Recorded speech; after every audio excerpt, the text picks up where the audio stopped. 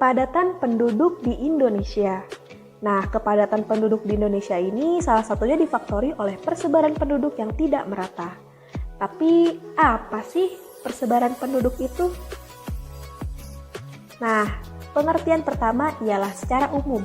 Persebaran penduduk adalah bentuk penyebaran penduduk di suatu wilayah atau negara. Nah, secara geografis, persebaran penduduk itu karakteristik penduduk menurut batasan-batasan alam, seperti pantai, sungai, danau, dan sebagainya. Yang ketiga ada secara administrasi, yakni karakteristik penduduk menurut batas-batas wilayah administrasi yang ditetapkan oleh suatu negara, misal jumlah penduduk di desa A atau di kecamatan B. Nah, untuk lebih lanjut nih, ayo deh kita simak dulu video berikut ini. Saudara, dalam 10 tahun jumlah penduduk Indonesia bertambah 32,57 juta jiwa. Kini Indonesia didiami oleh 270,2 juta orang.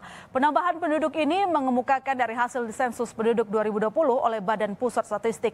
Jika diambil rata-rata, laju pertumbuhan penduduk sejak 2010 berada di level 1,25% dari 237,63 juta jiwa.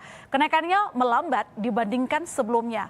Jika dilihat dari luas daratan Indonesia, maka kepadatan penduduk mencapai 141 jiwa per kilometer persegi. Nah, lebih dari 50% terkonsentrasi di Pulau Jawa, saudara, sebanyak 151,6 juta orang dan terbanyak berada di Jawa Barat.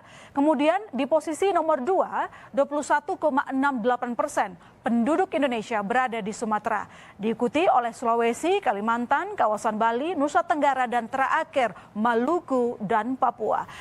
Dari video tersebut, kita dapatkan bahwa Pulau Jawa ialah pulau dengan penduduk terpadat di Indonesia. Kenapa bisa ya? Dan ternyata terdapat faktor-faktor yang menyebabkan kepadatan di Pulau Jawa. Nah, untuk faktor-faktor tersebut, kita simak aja deh penjelasan berikutnya oleh rekan saya. Faktor-faktor yang mempengaruhi migrasi ke Pulau Jawa. Yang pertama, karena Jawa ini merupakan pusat pemerintahan. Ibu kota negara Indonesia terletak di Jakarta, di mana Jakarta ini merupakan bagian dari Pulau Jawa.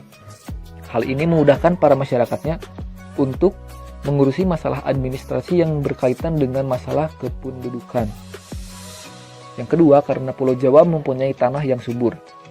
Tanah di Pulau Jawa memungkinkan untuk ditanami dengan berbagai jenis tumbuh-tumbuhan dan pepohonan, sehingga masyarakat di Jawa mempunyai banyak sekali alternatif dalam melakukan kegiatan bercocok tanam. Hasil panen pun akan menjadi lebih baik daripada jika kita bandingkan dengan hasil panen dari pulau-pulau selain Pulau Jawa. Yang ketiga, karena Pulau Jawa merupakan pusat kegiatan ekonomi dan industri. Pulau Jawa menyediakan berbagai fasilitas perekonomian seperti mal dan banyak sekali industri-industri yang tersedia di Pulau Jawa, di mana hal ini memungkinkan untuk membuka lapangan pekerjaan yang sangat luas.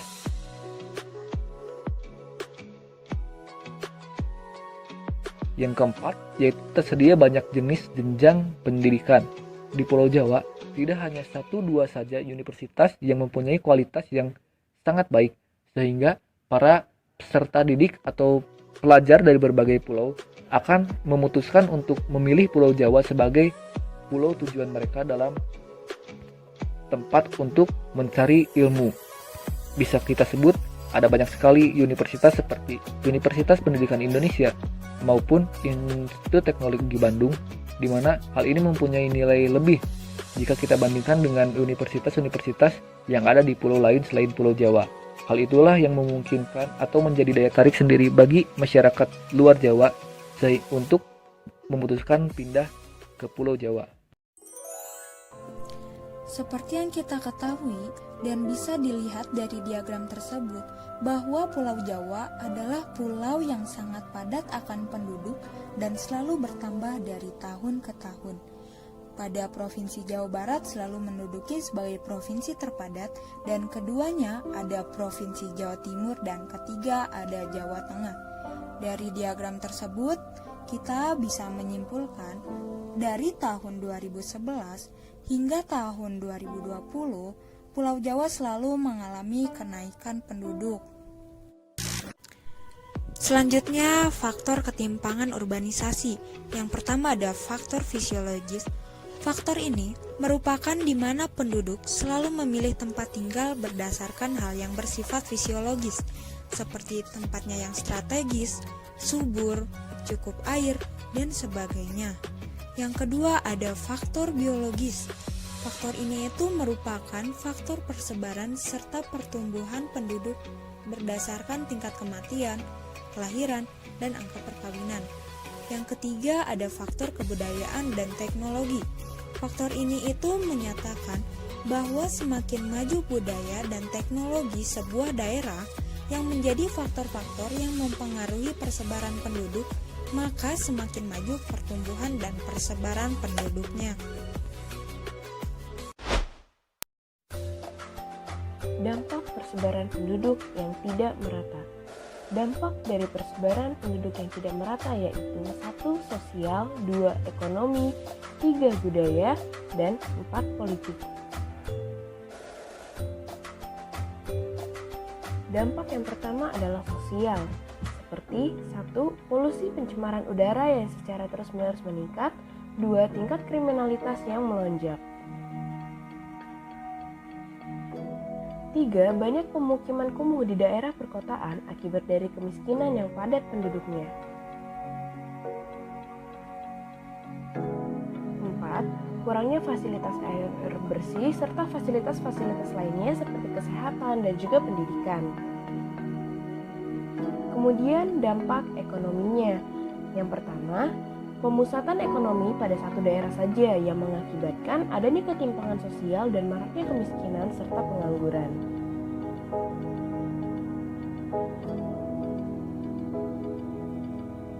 Yang kedua, luas lahan pertanian di Jawa yang kian sempit karena dijadikan permukiman dan industri, sementara lahan di luar Pulau Jawa belum dimanfaatkan dengan optimal.